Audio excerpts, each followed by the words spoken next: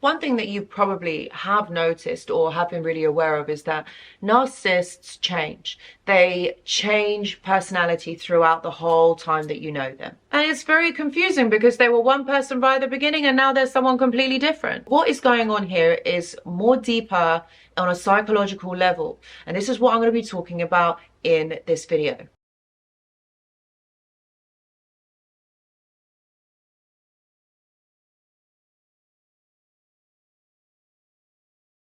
Narcissists change. They are not the same person that they were right at the beginning of the relationship. This is very confusing.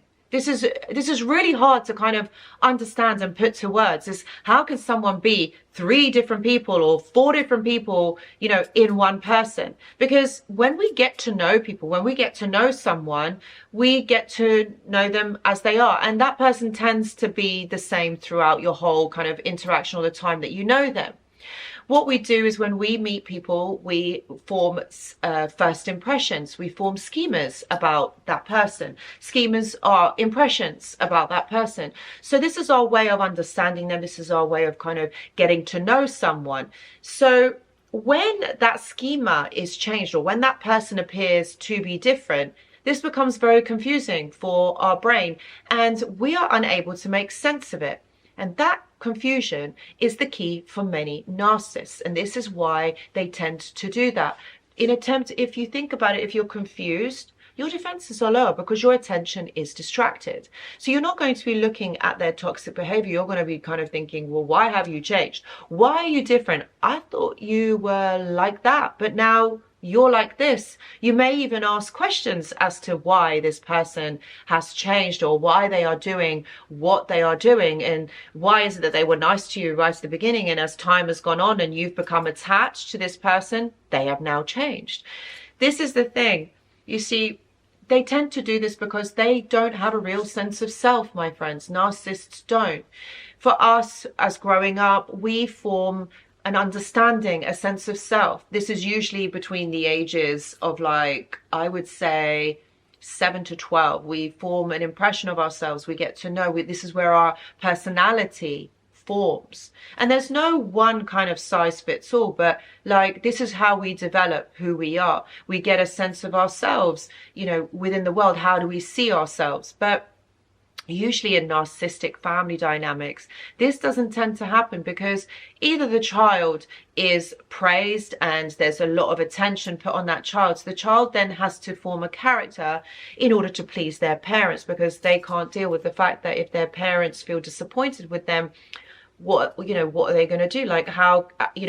Every child wants their parents' attention and admiration and nurture, because that's how the child then learns about themselves.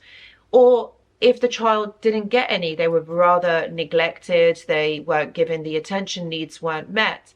Child then adapts themselves to be able to get that attention and validation from their parents.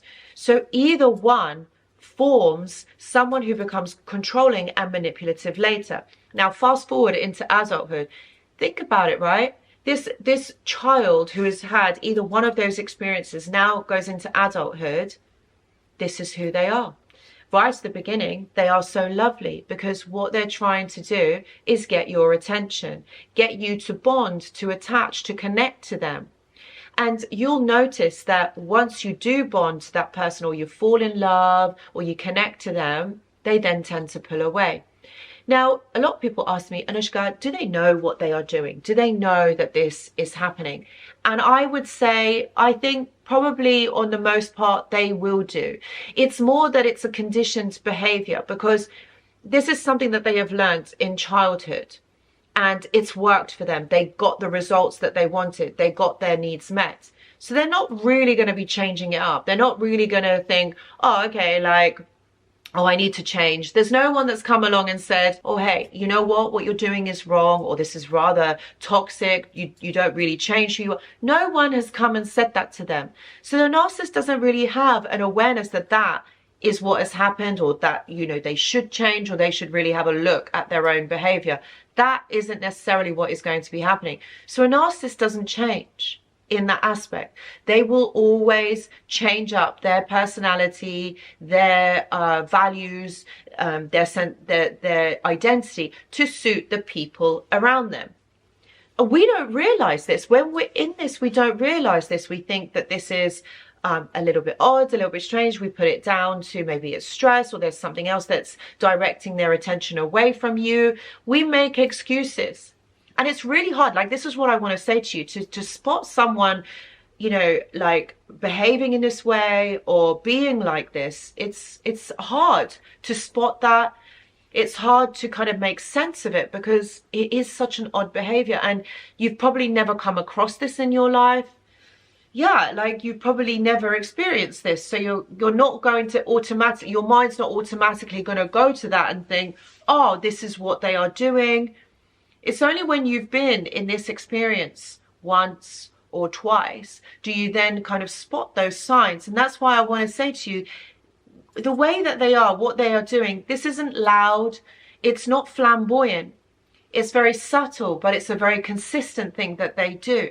You've got to understand that if someone feels too good to be true, or there's too many things that, like, you're probably thinking, oh, they match with me, they're very similar to me, this is where you got to think, like, is that true? Does that person really like doing what I do? Are they very similar? Is that who they are? And that's why I always say, whenever you get into a new relationship or you get to know someone, take your time. Don't rush into it. Really get to know that person, because this is what is going to really help you kind of moving forward. To get to know someone takes time. And then, do you really know them? That person forms an impression on you. And that's how you know them. And we can't romanticize or see the potential in people. We have to see people, how they behave, how they are towards you. That person doesn't change. People, adults, don't tend to change. And if you really think about it, this person's changed up how many times on you? So the real question here is, how do you spot somebody like this? Well, it's like what I said, very intense beginnings. You will also feel this in your gut. You will always get a feeling and you would think, you know, something doesn't feel quite right. And this is where you got to trust your intuition. But being long-term in this type of dynamic, in this relationship, you will tend to start to doubt yourself. You will doubt your intuition. It will be clouded by anxiety, by self-doubt, by confusion. Confusion that why this person is changing up. This isn't normal. I've never come across this. So is this a thing? And I ask you to really hear that and really embody that, because healthy people don't change up like this. People don't tend to change who they are. They do remain consistent throughout the time. Of course, life circumstances can change a person, and there is a reason why that person changes. But for someone like the narcissist who doesn't understand themselves, who don't have a sense of self, who don't bond in a healthy way, this is where it becomes problematic. And this is where you've really got to kind of look at it and really understand it in a way that will make sense to you. Because like I said, there is a lot of noise out there, like, about narcissism and what bit's right, what's not. And again, you've got to use your discernment. You've got to use your intuition here. Intuition you can access when your nervous system is calm.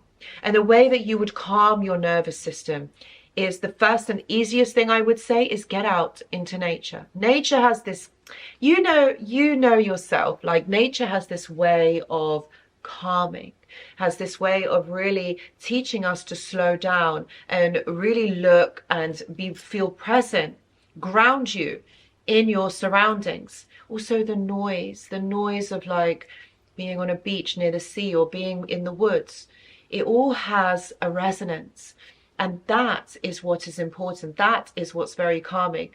Also, walking around barefoot on the natural landscape, that also helps to ground, whether that's in sand, whether that's in grass. That also helps to ground, because in that there are negative ions, okay?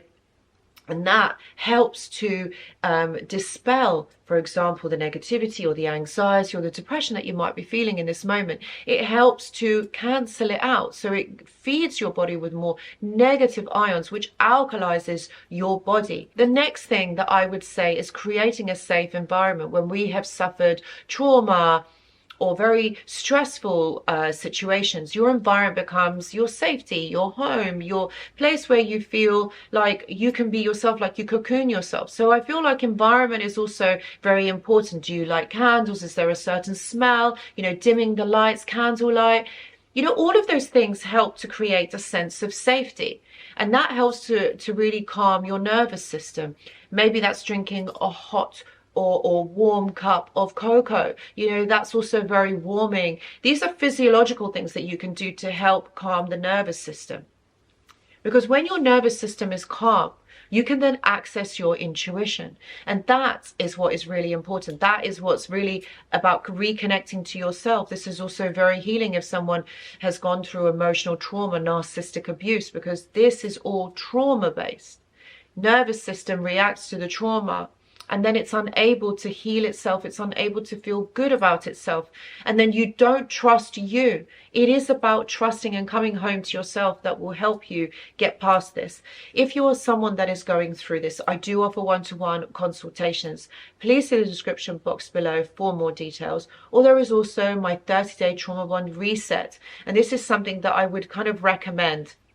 It's a program that will help you to get past this in 30 days. And yes, it can be done in 30 days if you are committed and motivated to staying with this program, and it's yours to keep forever. So it is something that you can work through and have access to. And a lot of it is what I've talked about in this video, but it goes deeper into kind of understanding and getting past this trauma bond. But my friends, I want to say thank you so much for watching. If this has resonated, please do give it a thumbs up. And if you haven't already, please consider subscribing to the channel, because I'd love to have you here. Thank you for watching this video, and I'll see you in the next one. Goodbye.